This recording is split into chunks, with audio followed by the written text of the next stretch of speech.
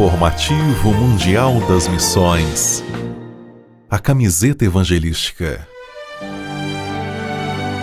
Glenn vestiu sua camisa favorita no metrô de Oslo, na Noruega. Seu objetivo? Chamar a atenção das pessoas.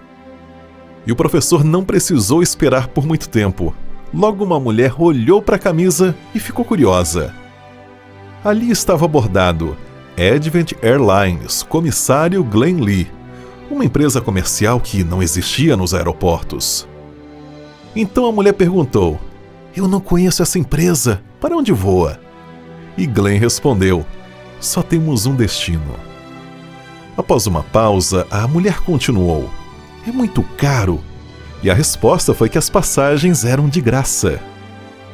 Ela exclamou: "Como assim?" E Glenn explicou que as passagens haviam sido pagas há 2000 anos atrás. A mulher entendeu que se tratava do cristianismo e explicou que não tinha interesse no assunto. Ela tinha tido uma experiência ruim no passado por causa de maus cristãos. Entretanto, ali no metrô, ela continuava curiosa. Glenn sentou-se ao seu lado e disse: "Talvez possamos explorar a Bíblia com um novo olhar."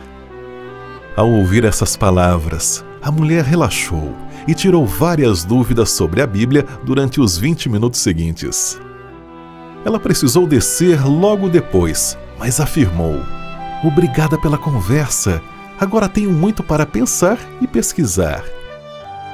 Glenn ama falar de Jesus, mas afirma não ser muito extrovertido, por isso mandou fazer essa camisa. As pessoas ficam curiosas e começam a perguntar sobre a empresa, e então ele pode falar sobre o amor de Cristo. Glenn afirma ser apenas um instrumento, e é o Espírito Santo que convence as pessoas a iniciarem um diálogo e a aceitarem Cristo. A Noruega é uma sociedade altamente secularizada, e há apenas 4.500 adventistas do sétimo dia, entre eles Glenn. Em 2017, nossas ofertas ajudaram a construir um centro comunitário para jovens em Oslo. Obrigado por sua ajuda. E neste trimestre, a sua oferta irá ajudar a abrir um centro de influência em Sortland, Noruega. Sejamos liberais.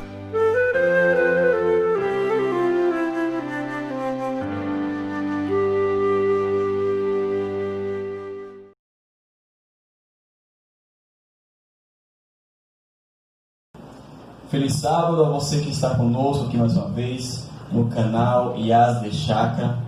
É um prazer muito grande estar contigo nessa manhã de sábado para juntos recapitularmos a lição da Escola Sabatina. Não sei se você se atentou, mas sábado a nossa programação foi ao vivo, né? Hoje nós estamos aqui com a programação gravada, mas quero convidar você já de antemão a fazer duas coisas. Primeiro, tomar a sua Bíblia, né, para que possamos conferir os textos da lição, né, e assim aprendermos um pouco mais a palavra de Deus. Segundo, também quero convidar você que não se inscreveu ainda no canal, você que está assistindo pela primeira vez, corre lá, se inscreve no canal, deixa o seu joinha, seu like, né, compartilhe esse vídeo com outras pessoas que você conhece, com amigos, conhecidos, e assim você também vai estar fazendo compartilhando a palavra de Deus e levando mais a palavra a outras pessoas. Vamos agora orar e pedir a Deus que o seu Espírito nos continue ajudando a compreender a sua vontade. Santíssimo Deus e amado Pai, muito obrigado, porque até aqui o Senhor tem nos mantido, nos guardado, nos preservado.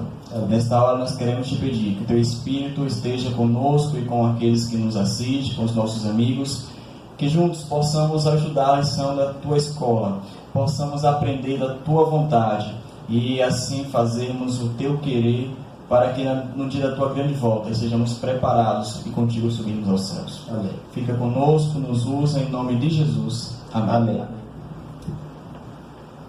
Bom, como eu disse, semana passada o nosso estudo foi ao vivo, nosso programa foi ao vivo, e estudamos o Gênesis, né? A criação, parte 1. Hoje nós estamos aqui com Gênesis e a criação, parte 2, né? O verso da semana está lá no livro de Salmos, capítulo 19, versículo 1. Eu convido você a tomar a sua Bíblia, abrir e acompanhar conosco. Diz o seguinte: os céus proclamam a glória de Deus, e o firmamento anuncia as obras de suas mãos. Bom, ao longo dessa semana estudamos sobre o Gênesis, o fundamento, a parte 2, e dentre alguns tópicos, algumas perguntas, alguns questionamentos, a lição nos levou a pensar e a refletir sobre o que a ciência tem feito para comprovar ou desacreditar a palavra de Deus, né? Também levou-nos a refletir sobre qual o posicionamento, qual o pensamento que a Bíblia nos concede. A Bíblia é uma palavra antiquada, ela é atual, ela nos dá veracidade dos seus relatos, ela está condicionada à cultura que foi escrita, ou ela transcende, ela é atual a todo momento. Esses e outros questionamentos nos foram colocados e à luz da Bíblia podemos esclarecer. Então já passo a palavra aqui ao nosso irmão Felipe para os seus comentários do sábado à tarde. Ok, bom sábado a todos, os nossos amigos e irmãos aqui e os que nos assistem em casa. Já está se tornando assim bem rotineiro nossa presença aqui, não é, Tony? Amém. O reverendo Tony também está conosco sempre aqui. E é muito bom que a gente possa estar juntos a cada semana, mesmo tendo a lição ao vivo na igreja, com os irmãos que têm vindo aqui, mas é muito bom que a gente possa levar para aqueles que ainda não podem vir em casa o tema que temos discutido e estudado aqui. E eu faço isso, imagino que você também, como o nosso facilitador, com todo prazer. Os irmãos podem saber que nós vimos aqui com satisfação. Ok? Vou dar minha palavra, depois você já vai fazer sua consideração também. Muito bem. O verso bíblico não poderia ser melhor escolhido. Você gostou? Sim. Gostei. Que bonito, né? Bastante. Os céus proclamam a glória de Deus e o firmamento anuncia as obras das suas mãos. É um dos salmos mais lindos, é o Salmo 19, porque fala da beleza da criação de Deus, né? Alguém pode perguntar assim: tem lógica essa ideia da criação em 7 dias, conforme é narrada no Gênesis? Tem lógica? Muita coisa no mundo em que você e eu vivemos não tem lógica. E quando se trata da palavra de Deus, aí você vai ter que olhar pela lógica divina, não pela lógica humana. Ok? A Bíblia não é um livro científico, mas tem postulados de ciência dentro dela. O livro mais científico, na minha opinião, quando a gente lê a Bíblia, é exatamente o livro de Jó. Você quer falar mais sobre ciência, sobre criação, sobre coisas grandiosas do que o livro de Jó, especialmente os últimos capítulos? Então é maravilhoso. Portanto, voltando aqui, a lição realmente se propõe a responder essas perguntas, nas quais a gente já ouviu você falando aqui, mencionando a origem das espécies de Charles Darwin, que foi em 1859 que ele lançou esse compêndio, esse livro, né? E a partir daí o mundo começou e mudou a cosmovisão, que era bíblica e teísta, ou seja, a partir de um Deus criador, para uma seleção natural das espécies e outros modelos mais que a gente tem ouvido falar e lido ao longo do tempo. A lição certamente nos ajudará a responder essas questões, levando em conta o seguinte: sem esse fundamento do Gênesis, conforme nós conhecemos na Bíblia, todos andamos às cegas. Feliz sábado a todos, que Jesus continue nos concedendo a sua bondade, a sua graça. Louvado seja Deus pelo privilégio de nós estarmos aqui. E quero considerar também aqui Salmo 19. O Salmo 19, além de falar da criação, como o irmão Felipe abordou muito bem, o Salmo 19 também aborda a palavra do Senhor.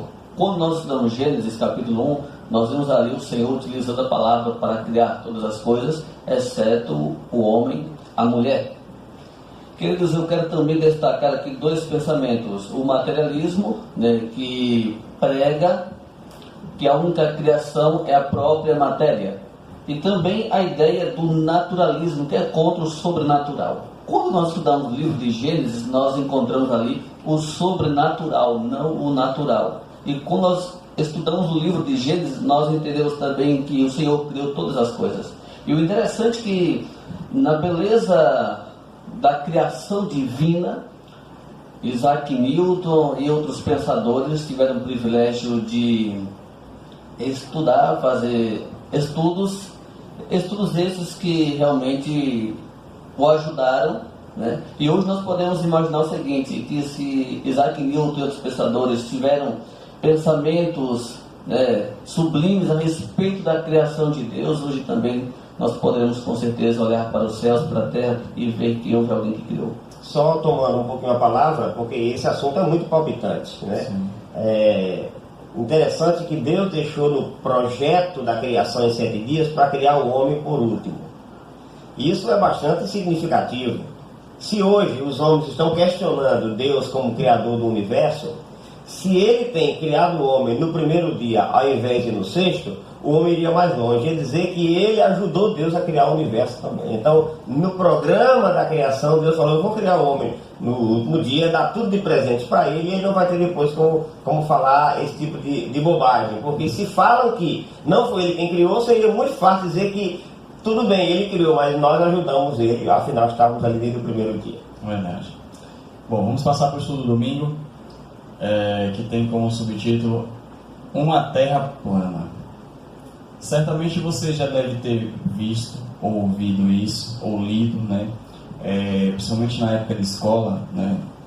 Na época das grandes navegações, onde se tinha uma visão de que a Terra era plana e que se você continuasse navegando, você ia chegar num lugar que tinha um abismo, você caía e morria, né? Mas esse pensamento depois foi mudado e alterado, né? Muitas pessoas, ou a maioria das pessoas, creem hoje que o mundo, né, o planeta Terra é uma esfera, é um globo, é uma bola. A pergunta que eu faço e que a lição trouxe, né, igual o autor trouxe, a Bíblia ela traz evidências de que o nosso mundo, que a nossa Terra, ela é um círculo, ela é uma esfera, ou a Bíblia dá alguma evidência ou dá a entender de que não, a Terra é plana? Muito bem. Bom, quando vamos para a palavra de Deus como regra, né, de ensinamento, a gente vai encontrar exatamente o conceito de uma terra esférica, né? Agora, essa ideia da terra plana é baseada em alguma filosofia e muita, como é que se diz? Quando alguém pesquisa uma coisa sem base, né? Um achismo, podemos assim dizer. E eles vêm com filosofias bastante fortes, com ideias bastante fortes, inclusive usando o texto bíblico. 2 textos aqui do Apocalipse, por exemplo, que diz, capítulo 7, que existem 4 anjos nos 4 cantos da terra, né? Você vai ler isso aí, Apocalipse 7, verso 1, segurando os ventos, né? Bom, se a terra tem 4 cantos, e esses anjos estão segurando os ventos, então ele deve estar segurando nada, né? Você vê que é tudo figura de linguagem. Já falamos aqui que o Apocalipse ele é 90% ou mais de simbologia, né? Então nós precisamos fazer uma interpretação correta tanto dos 4 cantos como dos ventos, porque ninguém segura o vento. O outro texto utilizado é o do capítulo 20, verso 7 e 8, que diz que o diabo, quando vai levantar as nações que há nos 4 cantos da terra após o milênio, sairá a seduzir as nações que há nos 4 cantos da terra, Gog e Magog. Isso é uma expressão idiomática, como nós usamos hoje também, em nosso idioma, várias expressões para dizer alguma coisa. E dentro desse mesmo contexto aqui, a gente mesmo fala assim, o sol está se pondo. Bom, se o sol está se pondo, é ele que está dando a volta pela Terra, mas nós conhecemos, cientificamente falando, que a Terra é quem gira em torno do seu próprio eixo e em torno do Sol, formando assim um dia de 24 horas e um ano de 365 dias. Então, é outra expressão. Quando a Bíblia diz os 4 cantos, está se referindo aos 4 pontos cardeais. Norte, sul, leste e oeste. Nós vamos ver isso aí em toda a Bíblia, né? Não tem como provar por esses 2 versículos que a Terra é plana. Aí alguém vai falar assim, sim, mas quando eu piso, eu não caio. Se ela fosse esférica, quem mora em algum lugar não poderia cair? Senhores, já dissemos aqui, a gente repete, né? A Bíblia, o que tem na criação, a metodologia usada por Deus e as leis que Ele usou, primeiro nós não conseguimos compreender tudo. Mas aqui que conseguimos compreender, a gente tem base. Por exemplo, nós vivemos num planeta que tem... tudo que você joga para cima, ele é atraído para o centro da Terra. Nós chamamos isso de lei da gravitação, ou da gravidade.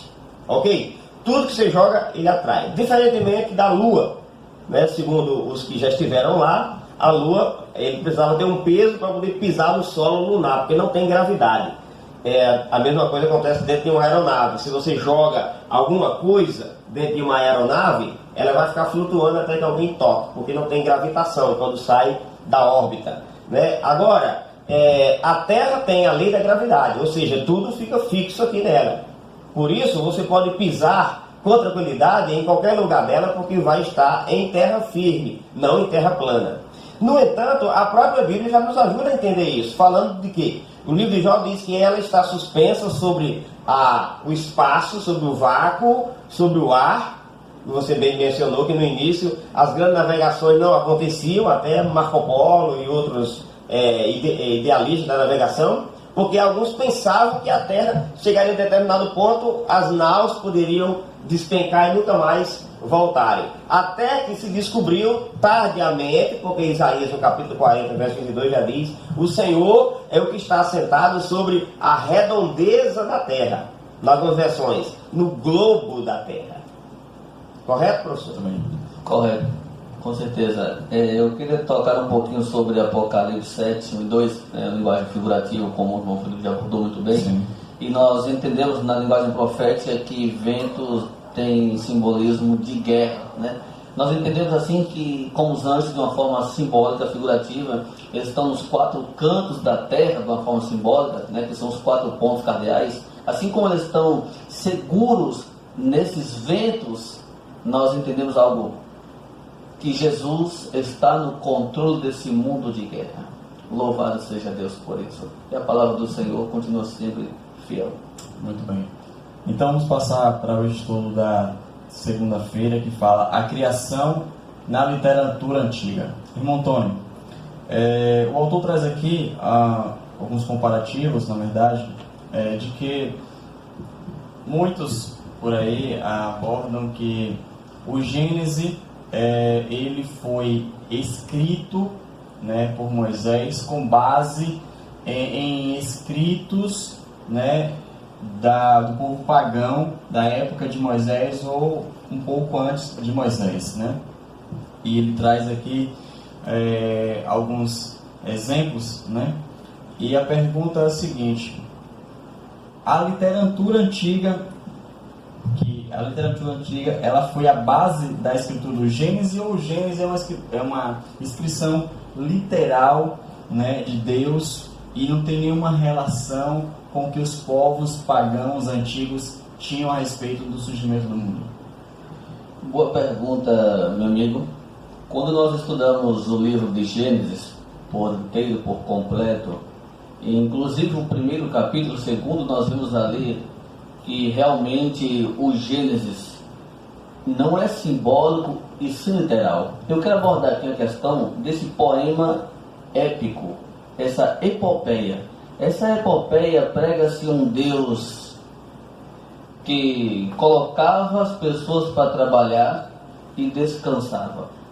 Sendo que no relato bíblico, Deus criou Adão, criou Eva, mas não os deixou trabalhar sozinho, muito pelo contrário, Deus descansou com eles. Quando nós estudamos esse poema e nós estudamos o livro de Gênesis, nós entendemos algo aqui bem contraditório, né?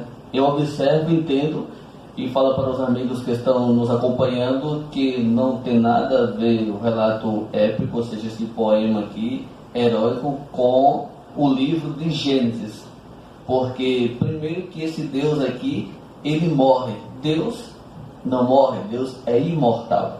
Então eu acredito que, por mais que arqueólogos tentam dizer que há uma diferença entre essa mitologia, entre esse poema, e que o Gênesis foi criado, e o que os relatos do Gênesis foi criado a partir do que a mitologia prega, nós entendemos que existe essa diferença aqui.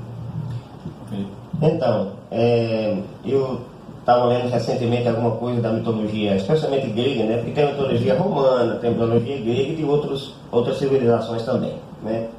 E eu estava observando um livro que ganhei recentemente. Rapaz, é um absurdo as histórias da mitologia, principalmente a mitologia grega. E eu fico pensando como é que tem gente que é capaz de acreditar naquele tipo de relato ali, né? Porque são coisas assim, os nomes dos deuses, né? Tem muito a ver com os atos dele. Até hoje acontece assim, né? Com o que eles fizeram. Mas você vai lendo e vai percebendo que não tem sustentação. Por exemplo, aqui o autor da lição está citando exemplo de um deus menor, né? Que foi morto, pegou o sangue dele, misturou com o barro e a partir dali fez o homem. Não é isso? O autor dá esse exemplo aqui, né? Alguém falou o seguinte: essas histórias dessas mitologias de como o mundo foi criado e de um dilúvio universal já existiam mesmo antes do Gênesis, ok? Escrito por Moisés. Não estamos questionando aqui o fato delas terem existido depois ou antes. Porém, mesmo que existisse antes do Gênesis, é bom levar em consideração o seguinte: em primeiro lugar, naquele tempo o conhecimento era passado de forma oral. Ok? Ninguém escrevia nada, ok? Era passado de forma oral, de um para o outro. E aí existiam em várias civilizações e povos várias visões a respeito da criação do mundo e do dilúvio universal. Quando Deus chama Moisés e diz: Moisés, pegue um livro e escreva, o que estou mandando você escrever, Deus estava corrigindo tudo aquilo que a mitologia havia feito de forma errada. E aí a Bíblia surge, né, mostrando qual foi a forma certa, a verdade a respeito dos fatos da criação do mundo, do dilúvio e de outras coisas mais que as mitologias criaram de modo errôneo. Já que você tocou aqui a princípio nessa diferença entre os deuses e assim mesmo, os deuses gregos, né, eles brigam entre si, eles brigam por causa de um homem. Na mitologia eles enviam castigo para alguém que não faz o que eles gostariam que fosse feito, ao contrário do que a Bíblia apresenta sobre o nosso grande Deus.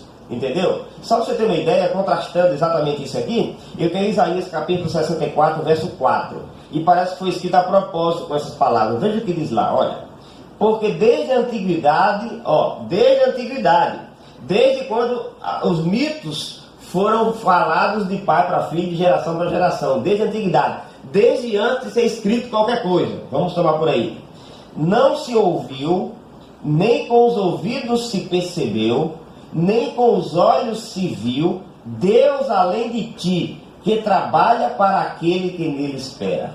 Olha que coisa diferente daquilo que a mitologia grega e outras mitologias também falam, ok? Então, a criação da literatura antiga, além de ser contraditória, de ter vários relatos, né, não significa assim que o Gênesis copiou ela. O Gênesis veio para corrigir as distorções e os ensinamentos contraditórios que elas trazem, mostrando aqui. Por isso que Deus falou: Moisés, escreva.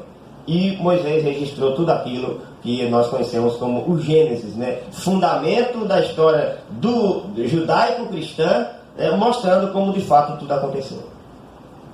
Muito bem. Passando aqui para o estudo da terça-feira, que é uma sequência, na verdade, do que vimos agora na segunda-feira, diz Gênesis versus paganismo. Nós vimos aqui no estudo da terça-feira que fala também nos relatos pagãos, como o irmão colocou da questão dos deuses aqui, que exemplo dos egípcios mesmo, eles tinham adoração ao sol, né? O sol era um deus para eles, né? A lua, os astros eram considerados Deus, né? Deus. E o Gênesis ele vem fazer uma correção, como o irmão bem colocou aqui, uma correção de que na verdade existe um único Deus, né? Acima de tudo e de todos, que criou as coisas e os seres humanos, né? E que tudo foi criado em um momento programado e planejado por Deus. Nada aconteceu por acaso, nada veio para aliviar o cansaço dos deuses, como diz aqui os relatos pagãos, nem, né? Por acidente. Então eu queria que o irmão aqui comentasse essa questão de como é visto, né, essa abordagem do Gênesis versus o paganismo. Ok, talvez essa aqui esteja bem ligada ao que nós falamos anteriormente, né? No entanto, não custa repetir. Os relatos pagãos descritos, né, são diametralmente opostos àquilo que a Bíblia fala sobre a criação. Totalmente oposto, vai na linha contrária. No entanto, deixa eu só fazer aqui uma colocação para o nosso conhecimento, né? A gente fala pagão. quem eram os pagãos? Né? O que era o paganismo? Né? A palavra grega vem de pagos, que quer dizer planta, floresta, né? Que o contrário dela é urbis, que são as cidades. Né? Na verdade, urbanos versus paganos. E sempre o pessoal das florestas, lá do interior, tem muita superstição. Por isso os relatos são supersticiosos, né? Tem declarações absurdas. No entanto, o relato da palavra de Deus tem toda uma coerência impressionante. Se mostrar uma coisa interessante, que no início aqui, quando Deus mostra a criação, por exemplo, da lua e do sol, astros adorados, né, pelos povos pagãos, e que os próprios hebreus chegaram a adorar também antes do cativeiro da Babilônia, né? Você vai ler ali o livro de Ezequiel, vai ver que os hebreus também, encantados com essa adoração politeísta de vários deuses, também chegaram a adorar as estrelas, né? A adorar Tamuz, segundo alguma crença era o filho da lua, né? Adorar o próprio sol, que era tido como Deus maior. Nesse caso, ao invés de Deus, no relato da criação aqui, Moisés escrever, e Deus criou o sol e a lua, aqui fala, criou 2 luzeiros. Não deu o nome de sol e de lua, que são nomes pelos quais eram conhecidos os astros como deuses e o paganismo adorava. Então ele falou 2 luzeiros. Outra coisa importante que pouca gente leva em consideração quando se trata disso aqui, no relato da criação, sabe o que é, senhores? É o seguinte, quando Deus no início diz assim, haja luz, primeira coisa que ele fez, não é isso? No entanto, o sol e a lua só vieram a existir a partir do 4º dia, correto? Nunca vi ninguém pensar nesse aspecto aqui que eu vou falar para vocês, que é o seguinte, por que ele não disse assim, crie-se no primeiro dia o sol e a lua? Já para não dar a ideia de que eles são também deuses, como Deus o Criador, e portanto por causa deles é que tem vida em nosso planeta e no universo, ou na nossa galáxia pelo menos. Então Deus deixa para criar os 2 luzeiros, nós chamamos de sol e lua, e os pagãos também chamavam, a partir no 4º dia, já favorecendo a ideia de que o Deus Criador não depende da fotossíntese e nem de nenhuma outra coisa para poder criar. Ele cria pela palavra e pelo poder que ele mesmo tem. Isso não é interessante? Vocês não acham isso? Com certeza, muito bem. Vamos passar aqui para o estudo da quarta-feira, que fala sobre a criação e o tempo. Bom, o autor faz uma abordagem aqui a respeito da criação, né? Os 7 dias da criação, a semana da criação, e o tempo com relação à cronologia, né? E ele traz aqui como exemplo para a gente o capítulo 5, e o capítulo 11 de Gênesis, né? Que fala da genealogia de Adão, né? E também de Noé. E aí eu começo aqui te perguntando, tem como nós confiarmos no fato histórico de que o mundo hoje tem aproximadamente 6.000 anos ou um pouco mais, de acordo com a genealogia bíblica?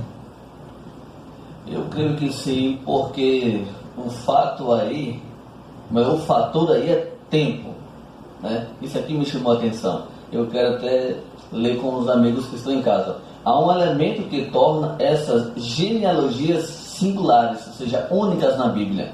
Elas contêm o elemento do tempo, fazendo com que alguns estudiosos as chamem corretamente de cronogenealogia, trazendo então esse cronograma da idade das pessoas, da vida das pessoas, das origens das pessoas. Ou seja, esses personagens bíblicos foram personagens históricos, foram pessoas que existiram. E a genealogia ou as genealogias têm esse poder, né, de mostrar para a gente o tempo. E o fator tempo faz com que nós entendamos que o livro de Gênesis, mais uma vez nós tocamos na mesma tecla. O livro de Gênesis não simbólico, muito longe de ser simbólico, mas bem perto de ser literal, e é literal. Isso me deixa feliz, porque o livro que eu tenho em mãos não tem unicamente a ação humana, mas também a ação divina. E nós estudamos as genealogias dos personagens bíblicos e que também foram históricos. Nós temos que aprender muitas lições dessas pessoas. Então eu destaco aqui o fator tempo. Irmão Felipe, ainda com relação à criação e o tempo, eu queria te colocar o seguinte, a Bíblia, ela se preocupou, né? Deus se preocupou em fazer registrar na Bíblia as genealogias, como o irmão Antônio colocou aqui, a questão do tempo, e citando pessoas, né?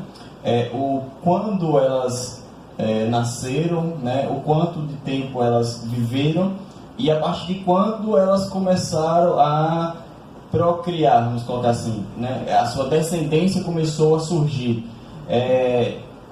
Tinha um propósito nesse registro?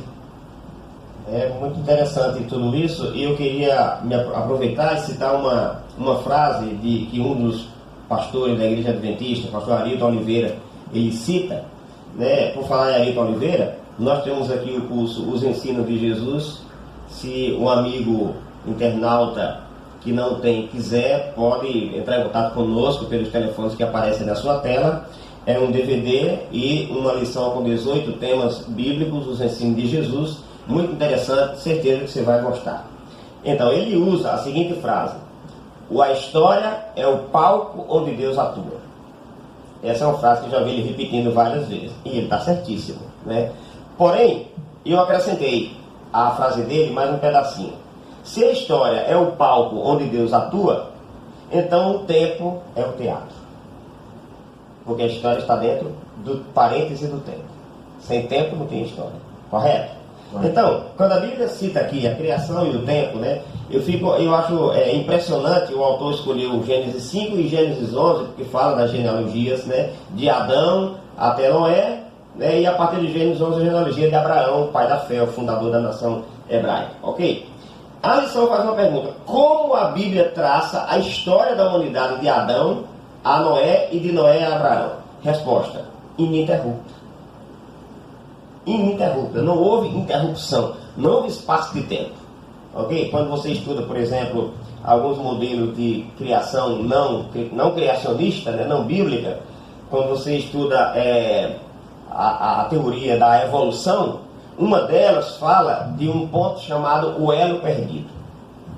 O elo perdido. Talvez até vocês já tenham visto alguma coisa na televisão, documentário, um filme sobre esse assunto. O elo perdido é aquele momento em que os animais que foram evoluindo a partir de pequenos molúsculos, né, de pequenas bactérias unicelulares, até chegar aos animais que habitavam nas densas florestas, né, e quando, no período do Mioceno, esfriou a terra e começou a esquentar um pouquinho, descongelou, eles desceram das árvores, começaram a andar ereto e formou-se a estirpe que hoje é o Homo sapiens sapiens, né, o ser humano. Aí ele diz o seguinte: a gente não sabe quando aconteceu essa mudança do animal que não tinha raciocínio até chegar no ser humano que é capaz de raciocinar todas as coisas. O mais interessante disso é que todos os animais que existem até hoje, desde esses milhões de anos, supostamente até hoje, nenhum deles conseguiram raciocinar como a gente já está raciocinando. Não é interessante? Uma colocação contra a ideia da evolução, né? Mas eles citam que, como eles não sabem dizer quando foi exatamente que o homem deixou de ser bicho e passou a ser homem, isso aí é chamado de elo perdido. No Gênesis não tem elo perdido. Por isso que a criação e o tempo, Deus está mostrando de Adão até Noé e depois de Abraão em diante, né? A genealogia do Novo Testamento também. E Paulo, pregando para o povo de Atenas, lá no livro de Atos, fala assim, ó: de um só ele fez toda a raça humana, para mostrar que não foram 2 ou 3, ou surgiu um aqui, o outro acolá, correto? Então vejam, eu gosto de pensar na genealogia de Lucas, porque eu estudo muito a de Mateus, né, que é do nascimento de Jesus, e a genealogia de Mateus vai até Abraão, aliás, começa em Abraão, mas a genealogia de Lucas passa por essa do Gênesis 5, e nos leva não até Adão, mas até Deus, mostrando assim que o homem é a criação direta de Deus. Gosto mais da genealogia de Lucas do que mesmo a de Mateus. Lucas foca os ascendentes de Maria, enquanto Mateus os ascendentes de Jesus, correto? Então vejam, aqui ele diz assim, só para a gente não estar na lição, mas tem todo sentido. Verso 37, Lucas 3:37. Lameque, filho de Metusalém, Metusalém, filho de Enoque, Enoque, filho de Jared, este, filho de Maalalel, filho de Cainã, Cainã, filho de Enos, verso 38, Enos, filho de Sete, e este, filho de Adão, filho de Deus. Então, Lucas traça a genealogia de Jesus ligando o homem diretamente a Deus, como o homem é um produto, né, que veio das mãos do Criador. Isso é muito significativo. Então, a Bíblia não mostra nenhum elo perdido, não houve nenhuma interrupção. Ele vai mostrando isso aí para mostrar exatamente a continuidade da criação de Deus. E mesmo que não entendamos tudo, podemos aceitá-lo, porque nem tudo a respeito do caráter de Deus, da pessoa, do poder dele e nem de sua criação nós vamos poder entender nunca. Precisamos aceitar. Muito bem. Vamos passar aqui para o estudo da quinta-feira, que fala sobre a criação nas Escrituras. O Gênesis é o primeiro livro da Bíblia, todos nós já temos plena consciência disso, mas como é abordada, né? Como é abordada a criação, como é abordada a questão do Gênesis, né? No Novo Testamento? Como é que Jesus e os escritores do Novo Testamento abordam a questão do Gênesis? Qual a visão que eles têm do Gênesis? Será que eles tiveram uma visão também de mitologia, ou então alguma coisa que aconteceu apenas simbolicamente para ilustrar? O que você acha, professor? Boa pergunta e bom comentário. Quando nós estudamos aqui Mateus 19, 4 e 5, Jesus aqui está abordando o casamento. O próprio Jesus falou para os judeus que o casamento que havia acontecido lá no Jardim do Éden, né, pelo próprio Deus, né, tinha sido algo literal e não simbólico. Você vê Paulo nas suas cartas, né, utilizando a linguagem do Gênesis, né, para comprovar a sua teologia. Então, diante do que nós aprendemos, né, as genealogias têm esse poder de mostrar as raízes, as origens, né? Então, eu acredito, tenho certeza que tanto Jesus quanto os escritores do Novo Testamento, eles tiveram sua base em Gênesis, porque toda a Bíblia tem a sua base em Gênesis. Se retirarmos o Gênesis, tiraremos o fundamento de toda a Sagrada Escritura. Muito bem. Interessante que o autor da lição, ele lotou a quinta-feira aqui de textos para não ser parcial a respeito de como Jesus e os apóstolos consideravam a criação, né? E ele mostrou aqui que é de forma literal, como você bem disse. Mateus e Marcos falou do casamento, nos moldes como nós vemos lá no livro de Gênesis, né? Deus preparando Eva para Adão e vice-versa. Lucas fez menção à morte de Abel, fato acontecido lá dentro dos primeiros 11 capítulos do Gênesis, né? João fala do verbo criador, tudo foi criado pelo verbo que é Jesus Cristo, né? Ele é o princípio da criação de Deus, ou seja, tudo partiu dele, né? É bom que se fale isso. E quando a gente fala de criação, eu queria só fazer aqui uma ressalva importante, de que na lição da semana passada se debateu muito sobre que princípio era esse, né? No princípio criou Deus o céu e a terra. Que princípio? Foi o princípio que ele veio criar a terra, ou que ele criou o universo? Ou foi o princípio que ele veio tornar a terra um lugar habitável? Uma coisa que nos ajuda a entender que princípio é esse, pelo resto da Bíblia, é o seguinte: a Bíblia e tudo que ela fala a respeito da criação, da queda, do plano da redenção, da vinda de Jesus e do novo céu, tudo que ela fala diz respeito a este planeta. A Bíblia não está preocupada aqui em falar de Betelgeuse, Alfa Centauro, Júpiter, Órion. Não. A Bíblia está preocupada com os acontecimentos relacionados a esse planeta. Isso é um forte argumento para dizer que quando a Bíblia diz no princípio, foi no princípio que ele veio tornar esse planeta, criar esse planeta. Aquele princípio ali nunca pode se referir a quando ele, em um passado bem distante, resolveu criar o universo. E 6.000 anos atrás, resolveu criar a Terra. Não. O Gênesis 1, no princípio, pelo que a gente vê no restante da Bíblia, estava falando da Terra. Porque a Bíblia não está preocupada com os outros planetas, nem com os outros mundos, que possivelmente não pecaram, né? Está preocupada com a Terra. No entanto, é impossível a gente chegar diante de um céu estrelado, né, numa noite, especialmente quando falta energia nas grandes cidades, ou você está no interior, você não olhar para o céu e não sentir uma reverência por esse vasto e grandioso mundo, mostrando assim que ele veio da mão do Criador. Então, continuando aqui, Jesus e os apóstolos, no caso de Paulo, por exemplo, escrevendo aos Romanos, falou que os atributos de Deus, tanto os visíveis como os invisíveis, podem ser vistos a partir de sua criação. E Paulo fala assim, em Romanos 1:20, podem ser vistos claramente Não é uma coisa simbólica. Não, o ser humano não tem desculpa. Mesmo que não conheça a Bíblia toda, quando ele se vê diante da beleza que é o Sol, diante da rotação da Terra em torno do seu eixo e depois em torno do Sol, a Terra não poderia girar mais rápido um pouquinho, que se ela faz isso aí, a gente morria congelado, nem podia girar menos do que gira, porque senão a gente morria queimado, mas gira na posição certa que tem vida aqui. Isso não poderia nunca ter sido por acaso se não fosse planejado por um Deus Criador. Por que não aconteceu isso aqui também nos outros planetas? Entendeu? Porque não foi plano de Deus que lá fosse um lugar habitável. Então, as maravilhas, os atributos de Deus podem ser vistos claramente, diz Paulo, desde o princípio. E ainda falando, tanto do Gênesis como do Apocalipse, de Mateus ao Apocalipse, o relato que os apóstolos, seguidores de Jesus, fizeram é de que o Gênesis ali, 1 a 11, foi literal, foi histórico, foi narrativo. Tem dois textos que não estão na lição e eu queria mencionar, que é o seguinte: o autor não colocou, no entanto, Jesus citou até de fatos que não estão escritos lá no Gênesis, mas estão nas entrelinhas. Exemplo, tanto Jesus como Paulo. Por exemplo, Jesus falou o seguinte em Lucas capítulo 10, verso 18: eu via Satanás caindo do céu como um relâmpago. Isso não está lá no Gênesis. No entanto, foi ali que ele caiu. E foi para o Éden que ele foi, levar nossos pais ao pecado. Jesus cita até o que o Gênesis não cita, dando credibilidade ao relato e ampliando, né? E Paulo, escrevendo em 2 Coríntios, no capítulo 11, verso 3, diz assim, ó: receio que assim como a serpente enganou a Eva, também vossos corações sejam afastados da simplicidade e pureza de Cristo.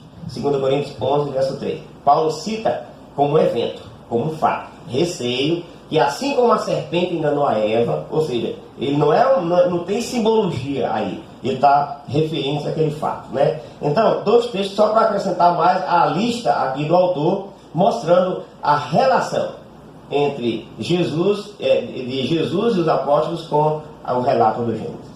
E o interessante, queridos, que no livro de Gênesis nós encontramos ali a árvore do conhecimento do bem e do mal, né? Nós encontramos a árvore da vida, né? E o interessante é que Apocalipse nos dá a segurança que nós teremos acesso novamente a essa árvore. Louvado seja Deus, né? Mais uma vez provando a literalidade do livro de Gênesis. Eu queria destacar aqui Tiago 3,9, onde Tiago diz que o ser humano é imagem e semelhança. Tiago diz que o ser humano é imagem e semelhança de Deus. Louvado seja Deus. Muito interessante. E olha outra coisa interessante aqui. Lá no Apocalipse 3,14, falando para a igreja de Laodiceia, está escrito o seguinte: isso diz o anjo de Laodiceia, aquele que é o princípio da criação de Deus. Ora, em nenhuma outra das 7 igrejas do Apocalipse, que corresponde a períodos de tempo, fala-se em criação de Deus, Deus como criador. Fala outra coisa: ao vencedor farei isso diz o anjo que é aquilo. Só na igreja de Laodiceia, que é a última igreja e que é a igreja do nosso tempo, é que aparece. Isso diz aquele que é o princípio da criação de Deus, ou seja, Jesus. Por que então só na 7ª igreja se faz alusão à criação como sendo algo feito por Deus? Porque certamente em nossos dias nunca houve tanto espírito combativo a ideia de que Deus não criou, ou então o conceito da teoria evolucionista. Então até nisso a Bíblia tem razão e é cirúrgica, é matemática. Porque justo nesse tempo em que o mundo questiona Deus como Criador, a 7ª igreja começa dizendo: aquele que é o princípio da criação de Deus está aqui, escrevendo para essa igreja, mostrando que esse argumento é hoje muito interessante e que nós devemos defender essa ideia, esse ensinamento bíblico. Muito bem, amigo. O tempo já está avançado. Nós vamos aqui fazer as conclusões. Eu vou dar aqui um minuto para o irmão Tony e logo após o irmão Felipe fazer as considerações. Louvado seja Deus. Nós agradecemos a cada um de vocês que até aqui tem nos acompanhado. E as minhas últimas considerações possamos aceitar a Bíblia por inteiro, por completo, a literalidade da mesma, e provando a sua literalidade, não simbologia, quando estudamos carta de Paulo escrita aos Romanos capítulo 5, Paulo faz uma ligação direta entre Adão e o próprio Jesus. Louvado seja Deus, porque onde Adão errou, Jesus acertou por mim, por você e por nós. Amém. Muito bem colocado, né? A Bíblia é a mais vasta e mais instrutiva história que os homens possuem. ela veio pura da fonte da verdade eterna, e a mão divina preservou sua pureza através dos séculos. Somente aí podemos encontrar a história da humanidade, não contaminada pelo preconceito ou pelo orgulho humano. Muito bem, eu quero agradecer a você que esteve conosco durante esses minutos, agradecer a oportunidade que você nos concedeu, né, de partilharmos o estudo da lição da Escola Sabatina. Outra vez eu quero te apresentar aqui o nosso manual de estudos, que a cada semana temos um tema novo, né? Se você ainda não possui e deseja possuí-lo, nós vamos deixar o link na descrição do vídeo, tá? Você pode acessar lá e adquirir no site da CBB. E eu quero te dizer o seguinte: não há como um planeta como o nosso, onde, em que pese o pecado reine já há 6.000 anos ou quase 6.000 anos, existir uma beleza tão vasta, existir uma sincronia de coisas, não fosse o poder de um Criador sobrenatural, que é Deus. Então, aceite a Bíblia como a sua palavra fiel, literal, e, acima de tudo, aceite o sacrifício de seu Filho Jesus, que em breve ele vai voltar, e se você crer nele, obedecer os seus mandamentos, em breve você estará com ele para desfrutar das particularidades que não podemos desfrutar até hoje por causa do pecado. Quero te agradecer e vou convidar você também a fechar seus olhos outra vez para agradecermos a Deus por esse momento. Irmão Antônio, ora conosco. Senhor Jesus, o nosso muito obrigado a Ti por estarmos reunidos em Teu nome. Queremos pedir a Tua bênção sobre nós, sobre os nossos ouvintes, Senhor, que a Tua graça alcance todos. Fortalece nossa fé em Ti, em Tuas promessas e nas sagradas Escrituras, todo instante, a todo momento. Essa é a nossa oração que fazemos em Teu nome. Amém. E graças a Deus. Amém. Amém.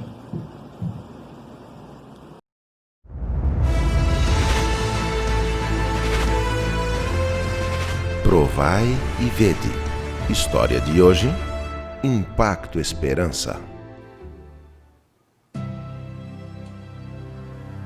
Naquele domingo de manhã, Diego Gabriel Tocona, de Córdoba, Argentina, saiu da sua casa muito preocupado por estar envolvido com a justiça militar junto a outros 5 colegas de trabalho. Eu não sei que culpa eu tenho. Sem saber o que fazer, Diego se afundou na bebida. Apesar de que vivia com a sua família, o seu casamento estava arruinado e sua esposa já não tinha esperanças. Pelo visto, você está com problemas. Está bebendo mais que antes. Você diz que eu não tenho direito de me meter, mas as coisas não estão bem. Apesar de que estamos separados, nós temos 3 filhos. Mesmo com todos os seus problemas, você ainda é o pai das crianças. Nosso grupo policial está sendo investigado. Hoje recebemos um comunicado que... não sei, seremos afastados do trabalho, sem receber salário, até que a investigação termine. E o que você vai fazer? Não sei. Eu fui policial a minha vida toda. Não sei fazer outra coisa. Diego começou a buscar ofertas de trabalho nos jornais e andava pelas ruas perguntando se havia alguma vaga para ele. Quando voltava para casa, recebeu uma ligação da sua esposa. O que aconteceu? Quando chegou em casa, percebeu que alguém havia entrado e revirado tudo. Aparentemente entraram buscando armas. Você está bem? Sim, estou bem.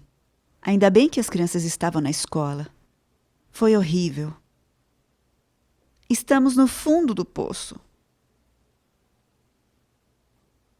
Não temos mais saída. Só nos resta buscar uma igreja. Estou falando disso há muito tempo. Você nunca quis saber nada de igreja e tampouco nos permitiu ter uma religião. Você conseguiu trabalho? Sim. Vou tirar o lixo do camping e limpar os banheiros. Então Diego foi trabalhar limpando banheiros e cuidando da limpeza de um camping. Mas não imaginava que alguém no céu o contemplava com amor. O título lhe chamou a atenção. Imediatamente interrompeu tudo o que estava fazendo e começou a folhear o livro que havia encontrado no banheiro.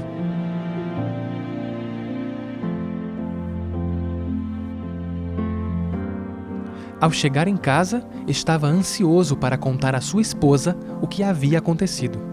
Você não estava buscando uma igreja? Estava. Olha, eu encontrei esse livro no banheiro do camping.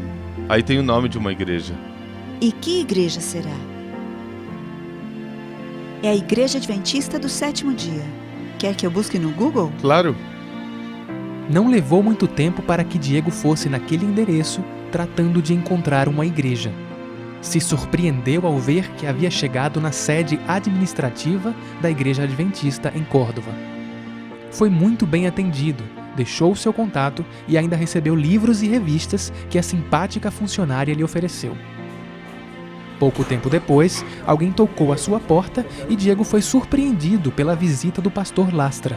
Eles o receberam com alegria e dali em diante começaram a estudar a Bíblia.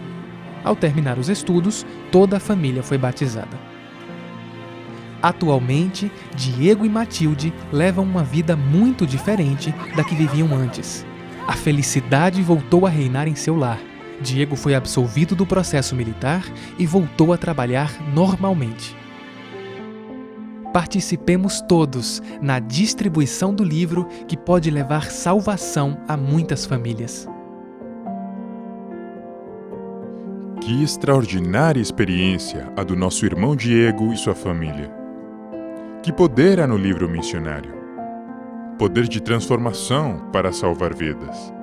Agora os convido a participar deste momento especial de adoração, por meio dos dízimos e das ofertas. Que Deus os abençoe. Provai e vede.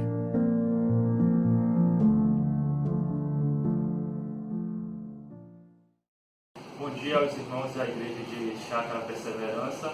Meu nome é Eric, eu trabalho ali na Associação Bahia e agradeço a oportunidade de poder falar aqui com os irmãos mais esse sábado. Feliz sábado a todos. Hoje nós vamos falar sobre um livro bíblico que é bastante conhecido, mas que muitas vezes nós acabamos não levando a mensagem completa desse livro. Nós vamos falar hoje sobre o livro de Jonas.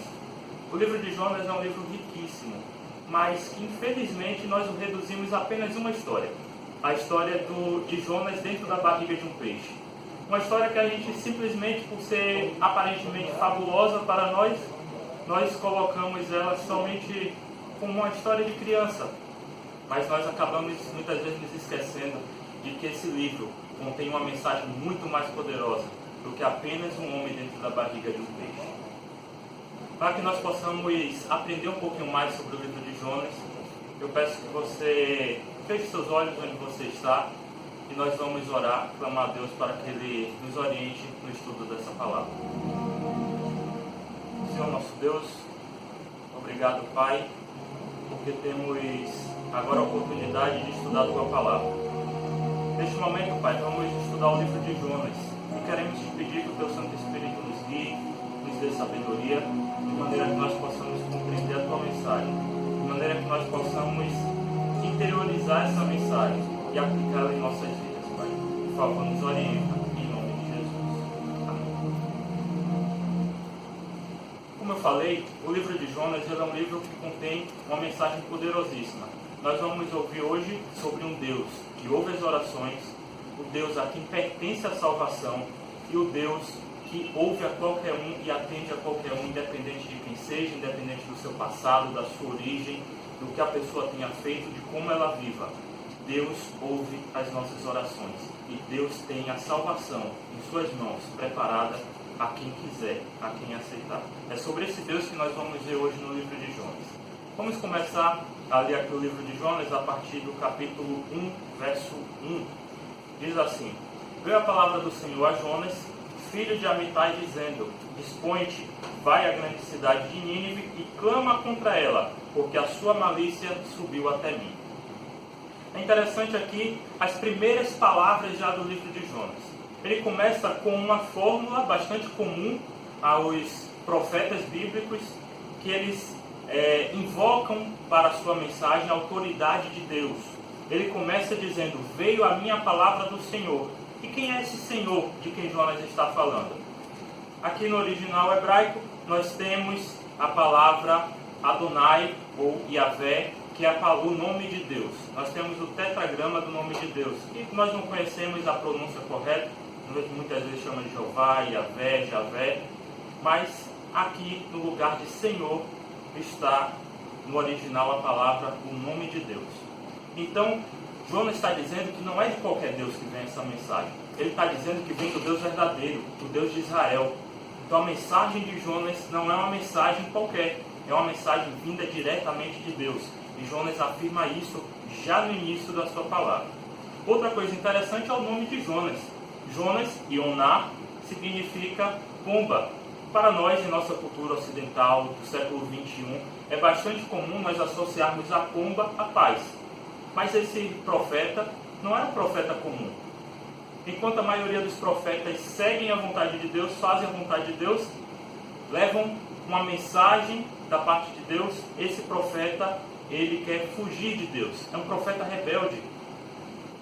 O nome dele para nós hoje é um símbolo de paz, mas ele era um profeta rebelde, vivia em rebelião contra Deus.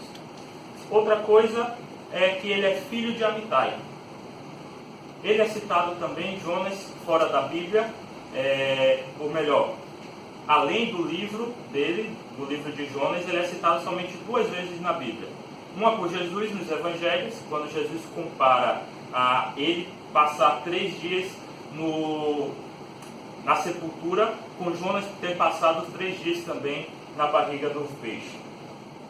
E Jonas é também citado no livro de Reis, quando lá ele faz uma profecia no período de Jeroboão II, e ele diz que Israel iria prosperar, e de fato aquilo aconteceu durante o reinado de Jeroboão II. Então, lá em Reis também ele é chamado de filho de Amitai, então é a mesma pessoa. Essa é toda a referência que a gente tem sobre Jonas. O seu livro, Jesus, e o livro dos Reis. Só que ele recebe uma mensagem dizendo: vai a Nínive, prega contra ela, porque a sua malícia subiu até mim. Deus está dizendo: eu vou contra Nínive, porque Nínive é uma cidade má, uma cidade de violência. E quem é Nínive? Nínive era uma das principais cidades do Império Assírio, o império que dominou a terra após o Império Egípcio e antes do Império Babilônico. A Síria era um povo realmente terrível e muito violento. Essa palavra malícia é muito pertinente a Nínive, é muito pertinente aos assírios, porque eles de fato eram um povo muito mau. Para ter uma ideia, as muralhas que protegiam Nínive eram construídas da seguinte forma: com pedras gigantescas e corpos de escravos. Pedras gigantescas e corpos de escravos. Então a argamassa que eles usavam para construir o seu muro era o corpo dos escravos. Outra coisa que eles faziam era empilhar os crânios dos escravos ao redor da cidade, porque quando novos escravos iam chegando, eles começavam a ter ideia do que ia acontecer com eles, para assustar aqueles escravos. Era uma cidade má. Muitos dizem que Jonas não quis ir pregar contra Nínive, porque justamente ele tinha medo de Nínive, diante de todo esse histórico de maldade daquela cidade. Mas será que é esse mesmo motivo que Jonas tinha para não pregar Nínive? No verso 3 diz que Jonas se dispôs. Deus disse: Jonas, dispõe-te, vai pregar. O verso 3 diz que Jonas se dispôs. Porém, ele se dispõe para fugir da presença de Deus. Ele se dispõe para ir para uma cidade chamada Tarsis. Quando eu ouvi essa história, quando criança, eu imaginava que Jonas tivesse sido vomitado na praia de Nínive. Mas Nínive não tinha praia. Nínive ficava muito longe do mar. O que é que acontece? Ele saiu da sua cidade ali em Israel, desceu até Jope, uma cidade litorânea, à beira do mar Mediterrâneo, e ali em Jope ele pega um navio fenício, um navio de pagãos, para ir até Tarsis, que ficava na Espanha. Era mais ou menos assim: Jope aqui, Nínive aqui e Tarsis do outro lado. Ele queria ir o mais distante possível de Deus. Ele queria se afastar o máximo possível da ordem de Deus. Não era uma tentativa qualquer. Ele realmente não queria pregar em Nínive. Por que Jonas não queria pregar em Nínive? Nós vamos ver um pouquinho mais à frente. Acontece que, quando ele pega esse barco, em Jope para ir a Tarsis. Durante o percurso no mar Mediterrâneo vem uma grande tempestade. E essa tempestade é tão grande que aqueles marinheiros experientes ficam com medo dela. Isso é muito importante na história porque o mar Mediterrâneo não é conhecido por grandes tempestades. Há de fato alguns lugares no mar Mediterrâneo onde a navegação era difícil. Mas não era comum tempestades como essa descrita aqui em Jonas. Inclusive, os próprios marinheiros, eles dizem que estão amedrontados, que eles estão desesperados. Para marinheiros tão acostumados a navegar no mar Mediterrâneo, enfrentar uma tempestade da qual eles ficam completamente desesperados e sem saber o que fazer, começando a jogar as coisas, a mercadoria, a bagagem no mar, isso significa que, de fato, aquela não era uma tempestade qualquer. Era uma tempestade sobrenatural. Olha o que Jonas está fazendo no verso 5. Então os marinheiros, cheios de medo, clamavam cada um a seu Deus e lançavam ao mar a carga que estava no navio para o aliviarem do peso dela. Jonas, porém, havia descido ao porão e se deitado, e dormia profundamente. Que outra história você se lembra de alguém que estava dormindo num barco, no fundo de um barco durante uma tempestade? Eu me lembro da história de Jesus nos Evangelhos. Os discípulos desesperados diante do mar, agitados diante daquela tempestade, e Jesus dormindo. E eles clamam a Jesus, Jesus para a tempestade. Ele era Deus, ele era o Criador, ele estava pedindo a sua criação, ordenando a sua criação que se acalmasse. E agora, diante de Jonas, dormindo ali, os marinheiros também chamam ele e perguntam: o que é que você está fazendo? Está todo mundo aqui clamando a seu Deus, todo mundo aqui chamando por algum Deus para que pare essa tempestade, e você está aí dormindo? E aí Jonas vai contar a sua história. Jonas conta que ele é profeta de Deus em Israel, e aqueles homens conhecem a história do Deus de Israel, a história do Deus de Israel libertando o povo do Egito, levando a terra prometida, ficou conhecida em toda aquela região. E agora, diante do poder daquele grande Deus, que Jonas recusou fazer a sua vontade, eles percebem que aquela tempestade, o próprio Jonas diz para eles que aquela tempestade é por causa dele, porque ele desobedeceu a Deus, e Deus está tentando trazer Jonas de volta. E aí os marinheiros ficam desesperados: e agora, o que é que a gente vai fazer? O que é que a gente pode fazer para aplacar a ira de um Deus tão poderoso? Jonas diz: lancem-me ao mar. Jonas, um profeta de Deus, prefere ser lançado ao mar para morrer, ao invés de orar, ao invés de clamar ao seu Deus para que Deus parasse a tempestade. É estranho que um profeta não queira orar pela salvação dele próprio e de outros, mas prefira ser antes lançado ao mar para morrer. É muito estranho isso em um profeta. E é também diferente a reação dos pagãos. Enquanto o profeta de Deus preferia morrer a ter que orar, os pagãos fazem ao inverso do que aquele profeta estava fazendo. Verso 14. Então clamaram ao Senhor e disseram: ah, Senhor, rogamos-te que não pereçamos por causa da vida deste homem, e não faças cair sobre nós este sangue quanto a nós inocente, porque tu, Senhor, fizeste como te aprouve. Enquanto Jonas, profeta de Deus, prefere morrer a orar, os marinheiros pagãos, marinheiros que não acreditavam naquele Deus, resolvem clamar ao Senhor. Resolvem clamar ao Senhor, ainda pedindo pela vida de Jonas, dizendo: Senhor, nós não queremos matá-lo, Senhor, nós não queremos que o sangue dele recaia sobre nós.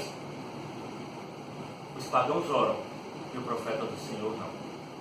Mas, como eu falei, essa é uma mensagem sobre um Deus que ouve oração, sobre um Deus que responde, independente de quem você seja, independente da sua origem, independente de quem você tenha sido, independente do que você tenha feito, independente se você acreditava nele ou não. Ao clamar a Deus, aqueles marinheiros pagãos são ouvidos. No verso 15 diz que eles levantaram a Jonas e lançaram Jonas ao mar, e imediatamente cessou o mar da sua fúria. Deus ouviu a oração daqueles marinheiros, parou a tempestade, salvou a vida daqueles marinheiros. E mais ainda, no verso 17 diz que Deus deparou um grande peixe para que tragasse a Jonas. E esse esteve 3 dias e 3 noites no ventre do peixe. Os marinheiros pagãos oram, Deus os salva, e salva também o profeta do Senhor, que não queria orar. Deus ouve as orações dos pagãos, Deus salva os pagãos, e Deus salva também a Jonas, por meio da oração dos pagãos. A oração ela é importantíssima. A oração ela é ouvida por Deus. Se a oração é feita de fato, com coragem, se ela é feita com certeza de que vai ser ouvida. Não porque nós mereçamos que a nossa oração seja ouvida. Aqueles pagãos não mereciam ter a sua oração ouvida, mas porque Deus é um Deus de graça. Porque aquele que ouve a oração é poderoso para responder. Diante da salvação de Deus, aqueles marinheiros se convertem. Diante da graça de Deus, aqueles marinheiros pagãos se convertem. Verso 16: temeram, pois, este homem em extremo ao Senhor, e ofereceram sacrifícios ao Senhor e fizeram votos. Aqueles homens agora param de adorar os seus deuses, deixam os seus deuses e começam a adorar o Senhor, fazendo votos, fazendo sacrifício. A graça de Deus é assim. Quando ela alcança alguém, independente do que tenha sido, independente do que tenha feito, ela transforma. E aqueles marinheiros foram transformados. Agora aquele profeta rebelde, lançado ao mar, é salvo por Deus, por meio da oração daqueles marinheiros pagãos que agora se converteram. E Jonas é salvo também. No capítulo 2 nós temos a oração de Jonas. E durante essa oração, Jonas cita vários salmos, inclusive o Salmo 40, o Salmo 18. Diversos salmos são citados aqui por Jonas. Isso é um costume, era um costume dos judeus. Os judeus costumavam orar os salmos, inclusive Jesus faz isso. Quando na cruz do Calvário, Jesus ora: Senhor, Senhor, Deus meu, por que me desamparaste? Ele está orando o Salmo 22. Se você pegar o Salmo 22, verso 1, você vai ver que é exatamente as palavras que Jesus estava utilizando. Sabe, irmãos, muitas vezes nós estamos muito angustiados pela situação que vivemos e no momento que estamos diante do coronavírus, diante de tantas coisas terríveis que têm acontecido no nosso mundo, nós nos deparamos e ficamos preocupados e muitas vezes angustiados e não conseguimos expressar os nossos sentimentos. E é diante de momentos de angústia assim que eu encontro nos salmos a minha oração. É diante do meu pecado, que quando eu vejo que eu sou um pecador, que precisa da graça de Deus, que eu encontro no Salmo 51 de Davi, a expressão daquilo que eu necessito.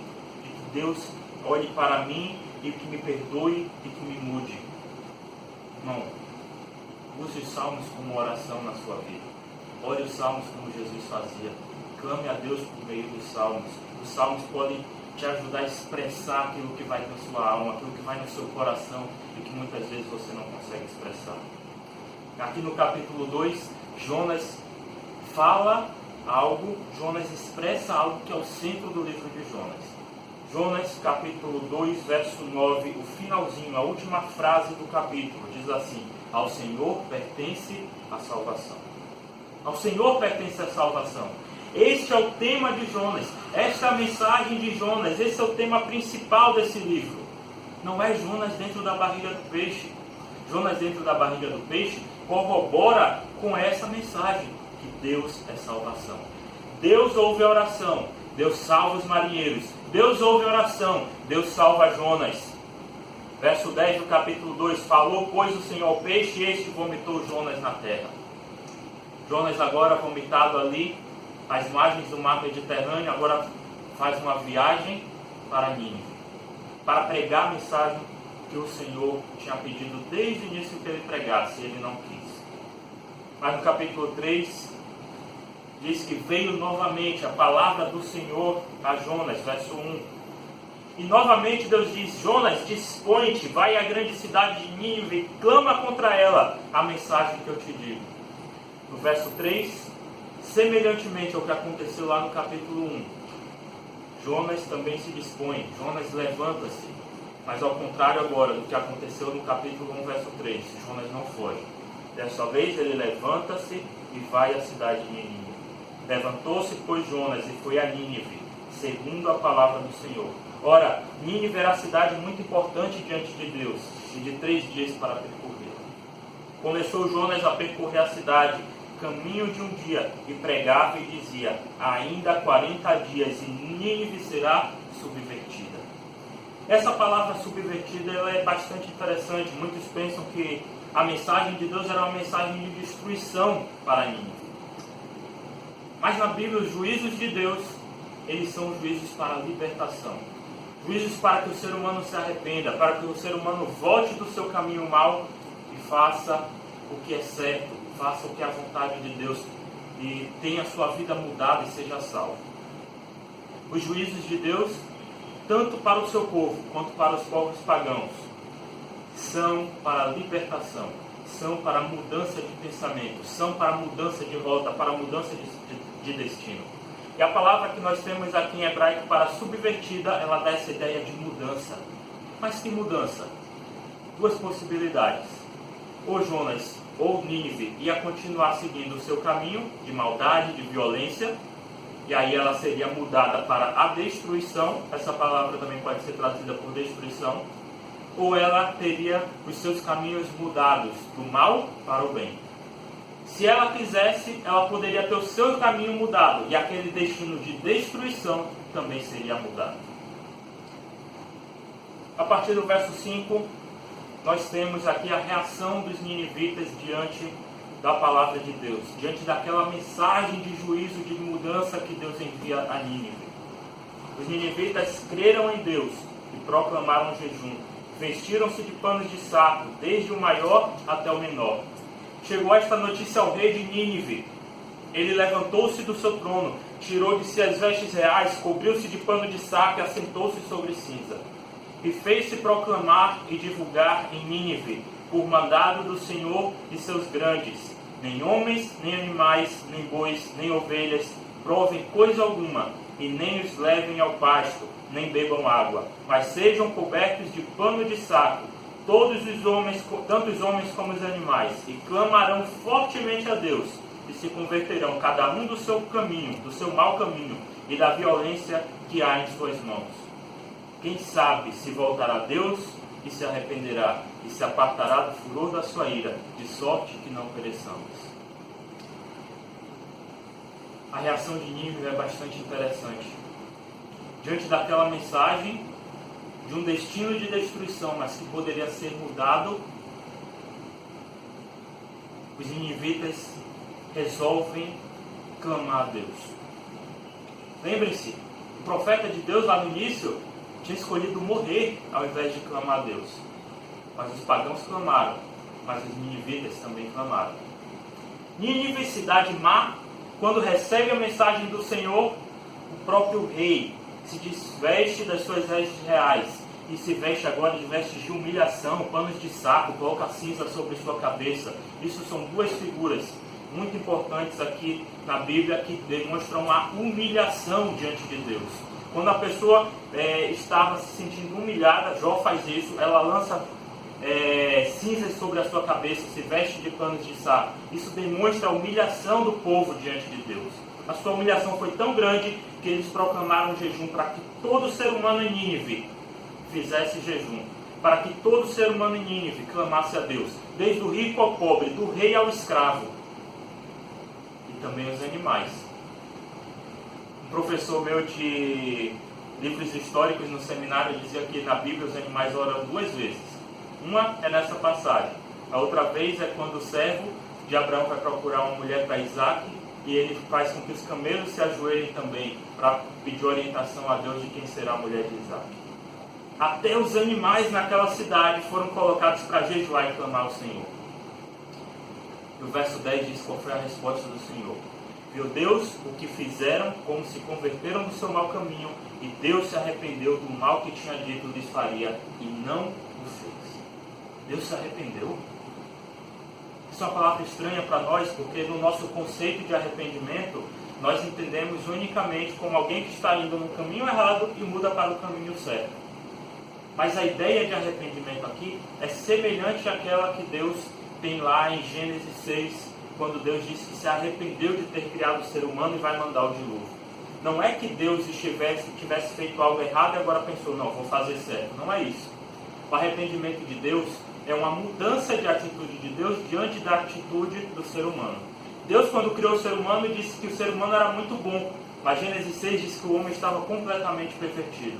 Então, diante da mudança de atitude do ser humano, Deus muda também a sua atitude. Aquilo que ele disse que era muito bom, agora ele diz que é mal, porque o ser humano se perverteu.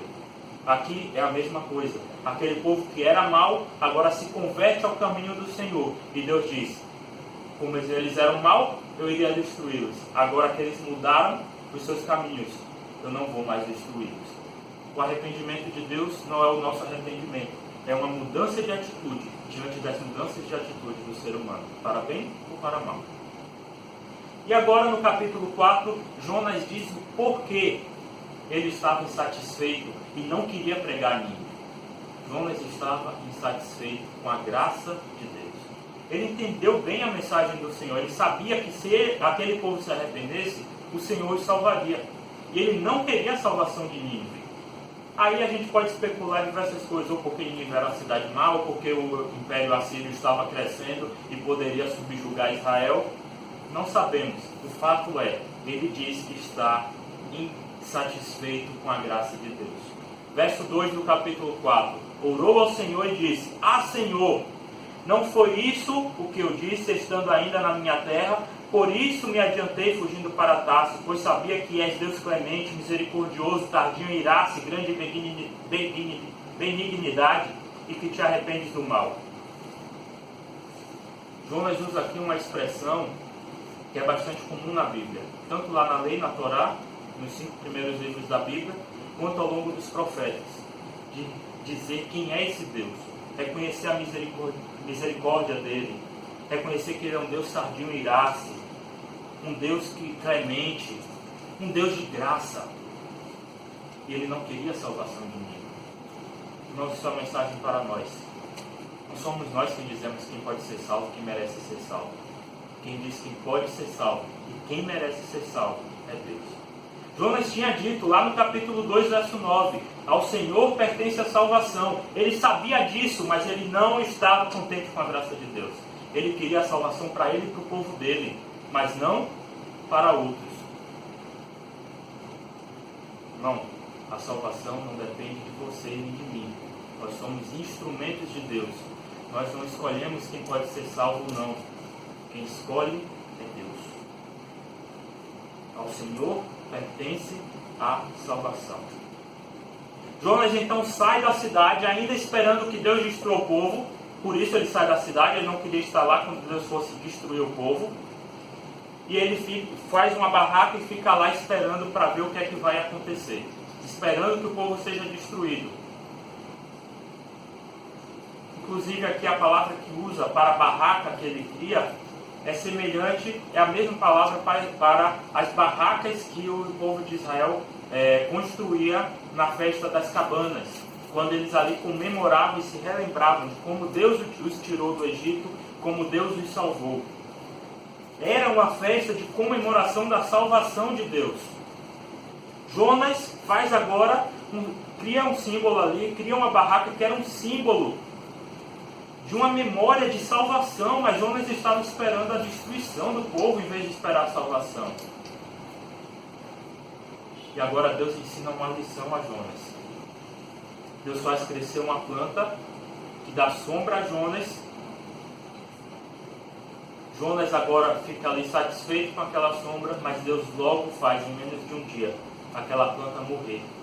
E Jonas agora começa a reclamar ao Senhor. Como é que pode o Senhor fazer essa planta murchar? E Deus diz a ele, Jonas, eu criei essa planta do nada. Em menos de um dia ela cresceu, te deu sombra e morreu. E você está mais preocupado com essa planta do que com as pessoas. Olha o que Deus diz no capítulo 4, verso 10. Tornou o Senhor, tens compaixão da planta que não te custou trabalho, a qual não fizeste crescer, que numa noite nasceu e numa noite pereceu. E não hei eu de ter compaixão da grande cidade de Nínive, em que há mais de 120 mil pessoas, que não sabem discernir entre a mão direita e a mão esquerda, e também muitos animais. Deus estava dizendo, Jonas, você prefere ter compaixão de uma planta, ter compaixão de 120 mil pessoas que não sabem o que é certo e errado, que estão conhecendo o que é o certo e errado agora. essa mensagem de Deus, essa palavra de Deus a Jonas me lembra a palavra do pai do filho pródigo ao irmão mais velho. Quando o filho pródigo volta, Deus dá uma festa, o pai dá uma festa. E o filho mais velho, que tinha ficado ali com o pai, reclama dessa festa. E o pai diz assim: meu filho, era muito melhor que você entrasse para comemorar comigo a salvação do seu irmão. O seu irmão que estava perdido foi encontrado. O seu irmão que estava por aí no mundo, sem chance, encontrou salvação de volta em casa. Jesus, com aquela parábola, estava convidando os fariseus e escribas a entrarem no jantar que Jesus estava promovendo ali, com pecadores, com publicanos, com pessoas que ele estava salvando. Jesus estava dizendo para os fariseus: filhos, entrem para comemorar comigo a salvação dos seus irmãos. Deus faz a mesma coisa com Jonas. Jonas, venha comemorar comigo a salvação dos seus irmãos ninivitas. Hoje, a mensagem do Senhor para nós é essa: filhos, venham participar comigo do plano de salvação que eu tenho para esse mundo. Você pode ser hoje um instrumento de Deus, se você quiser, para a salvação das pessoas que estão ao seu redor, para a salvação dos seus colegas de trabalho, de faculdade, de escola, seus amigos e irmãos da igreja, seus vizinhos, seus familiares. Deus está te convidando, te dando o privilégio de participar do plano de salvação que Ele tem para esse mundo. O livro de Jonas tem uma mensagem principal: ao Senhor pertence a salvação. Deus ouviu a oração dos pagãos e o salvou. Deus ouviu a oração de Jonas e o salvou. Deus ouviu a oração dos ninivitas e o salvou. Ao Senhor pertence a salvação. Essa é a mensagem do Senhor para nós hoje. Venha participar da salvação que Ele tem para realizar neste mundo. Nós vamos agora ouvir um hino que fala sobre salvação. Um hino que fala sobre esse Deus gracioso. E enquanto você ouve esse hino, clame a Deus para que Deus te use, para que Deus fale através de você, para que Deus te salve e salve os outros que estão ao seu redor.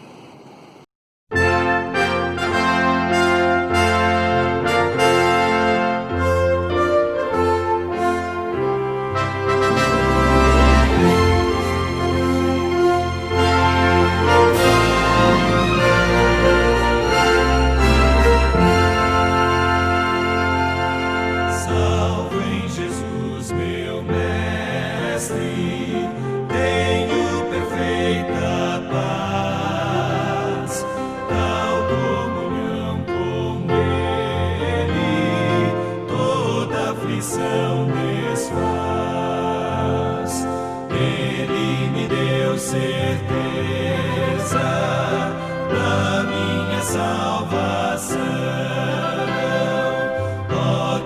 prazer que gozo enche meu coração. Salvo em Jesus, meu mestre, tenho perfeita paz, tal comunhão com Ele, toda aflição desfaz. Cristo é minha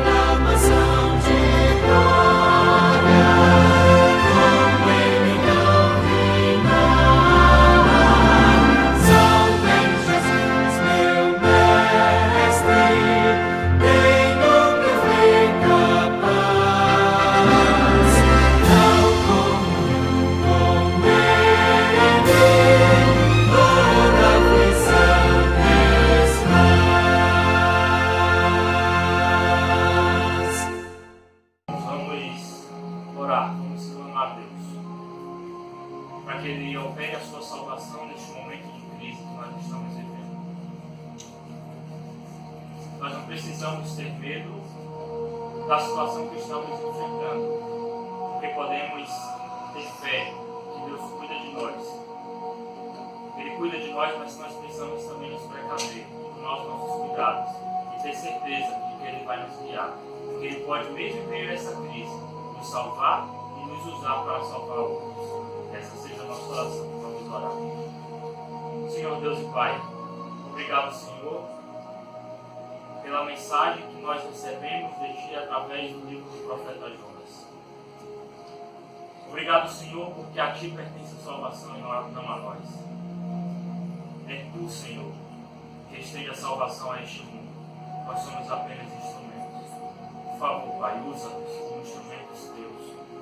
Usa-nos, Pai, para salvar aqueles que estão ao nosso redor. Pai, salva-nos de nós mesmos. Salva-nos da nossa autossuficiência, do nosso egoísmo. Por favor, Pai, faça-nos reconhecer que a Ti pertence a salvação. Que nós podemos ser instrumentos Teus para salvar a todos que o Senhor planeja, a todos que o Senhor leva à salvação. Que não somos nós que escolhemos a quem devemos levar a Tua palavra, mas sim o Senhor. Pai, vivemos um momento de crise terrível diante dessa doença que tem assolado o mundo. Uma doença, Pai, que tem parado o nosso país e todos os países ao redor do mundo. Uma doença que tem levado muitas pessoas aos hospitais, muitas pessoas a óbito. Nós clamamos, Senhor Deus, que tenha misericórdia de nós, que tenha misericórdia do mundo, que tenha misericórdia de cada pessoa, de cada família que está enfrentando essa doença. Conforta o coração daqueles que perderam seus familiares. Conforta, Pai, o coração daqueles que estão lutando pela vida nos hospitais. Pai, sê também conosco que estamos bem saudáveis, para que nós entendamos que precisamos nos precaver, que precisamos tomar os cuidados necessários, que precisamos respeitar as autoridades, que precisamos, Senhor Deus, nos colocar nas Tuas mãos, porque Tu és o médico dos médicos, Senhor dos senhores, o governante desse mundo. Por favor, Pai, guia-nos, leva-nos em paz durante o nosso dia a dia. Por favor, Pai, que ao precisarmos sair às ruas, ter contato com as pessoas, que nós sejamos protegidos pelo Teu poder.